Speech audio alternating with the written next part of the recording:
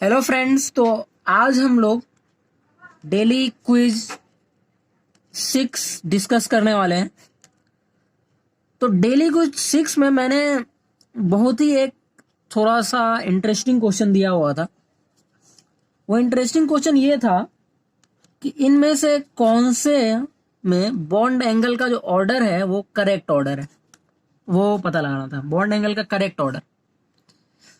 तो पहला दिया हुआ है CH3, फिर CF3, फिर बी ऑप्शन है CH3 minus greater than CH3 plus, C option है CH4 CF4 और डी ऑप्शन है CH4 greater than CH3 radical.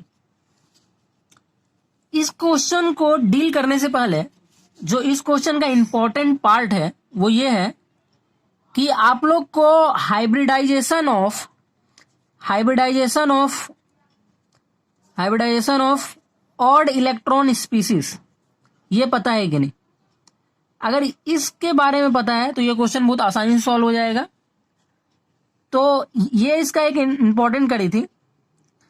तो hybridization of odd electron species के बारे में मैं यहाँ पे उतना डिटेल एक्सप्लेनेशन नहीं देने वाला हूँ, क्योंकि क्विज चालू है तो मैं ऐसा एज्यूम करके चलूंगा कि आपको बहुत सारी चीजें आती है। तो मैं बस शॉर्ट में बताता हूँ कि क्या होता है।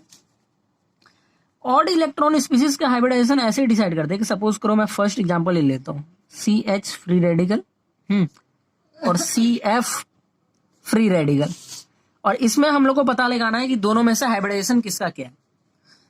तो हाइब्रिडाइजेशन निकालते टाइम ये बात बोली जाती है कि इफ सराउंडिंग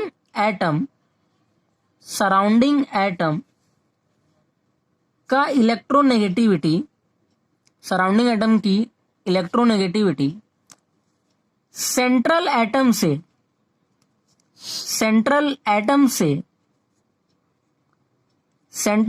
के इलेक्ट्रोनेगेटिविटी से ज्यादा हुई। अगर ये कंडीशन होल्ड करता है कि इफ सराउंडिंग एटम का इलेक्ट्रोनेगेटिविटी सेंट्रल एटम के इलेक्ट्रोनेगेटिविटी से ज्यादा हो गई, तो वो जो इलेक्ट्रॉन है, electron will take part into hybridisation.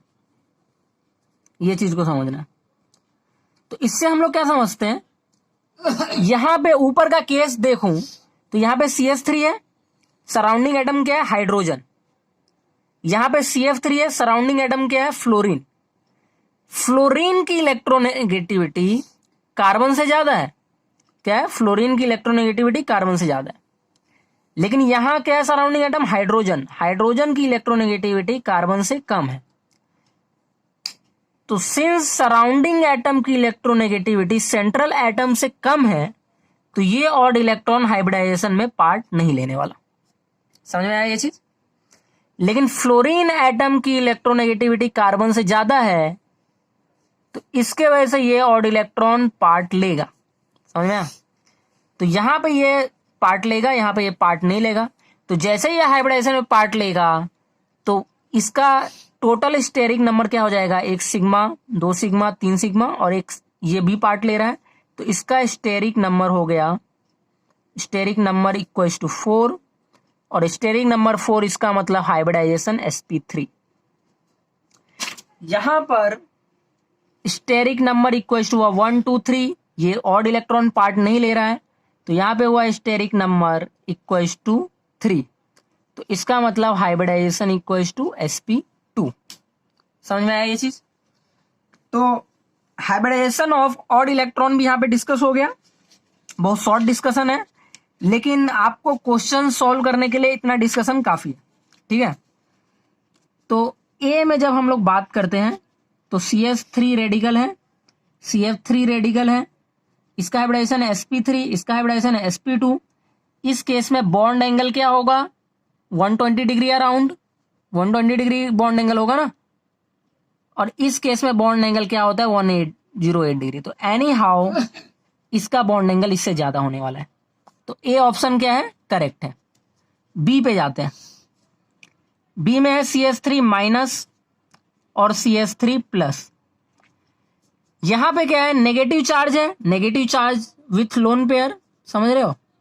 तो ये तो एनी हाउ यहाँ पे नेगेटिव चार्ज तो लेगा ही हाइब्रिडाइजेशन में पार्ट, और 3 वो, तो इसका भी हाइब्रिडाइजेशन sp3, इसका हाइब्रिडाइजेशन sp2।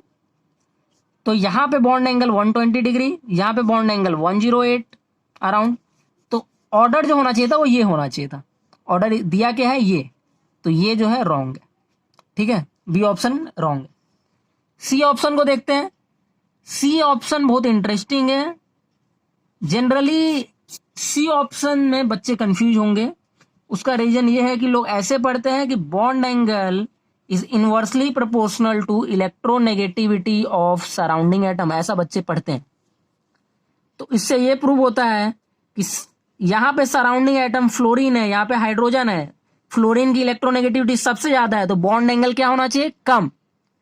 लेकिन इस चीज को मैंने एक्सप्लेन किया हुआ है अपने बॉन्ड एंगल के लेक्चर्स में, तो इसको तुम लोग वहां पे जाके देख सकते हो कि बात सिमेट्री की होती है। यहां पे CF4 सिमेट्रिक है, CH4 भी सिमेट्रिक है पूरा। इसका जो कंप्लीट डिस्कशन है वो बॉन्ड एंगल के लेक्चर में, तो उतना डिस्कशन नहीं करेंगे। तो ये समझ लो कि ये सिमेट्रिक है CF4 पूरा, समझ में आ रहा है।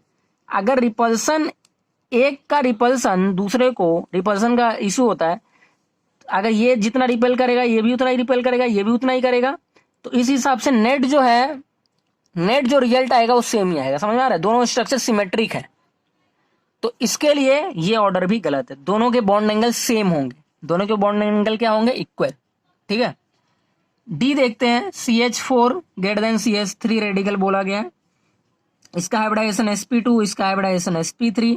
अगेन किसको ज्यादा होना चाहिए था, यहाँ 120 डिग्री, यहाँ पे 108, तो इसको ज्यादा होना चाहिए था, तो ये भी गलत है, समझ में आया।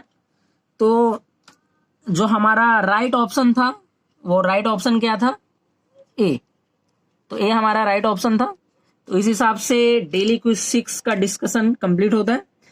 तो इस लेक्चर में आप लोगों ने 2 चीज सीखा, एक कि ऑड इलेक्ट्रॉन का हाइब्रिडाइजेशन कैसे निकालते हैं, दूसरा जो ये जो गलती बच्चे करते हैं इसको नहीं दोहराना, इसका कुछ टर्म्स एंड कंडीशन है, ऐसे ही आंख बंद करके कोई फॉर्मूला नहीं लगाते, ठीक है।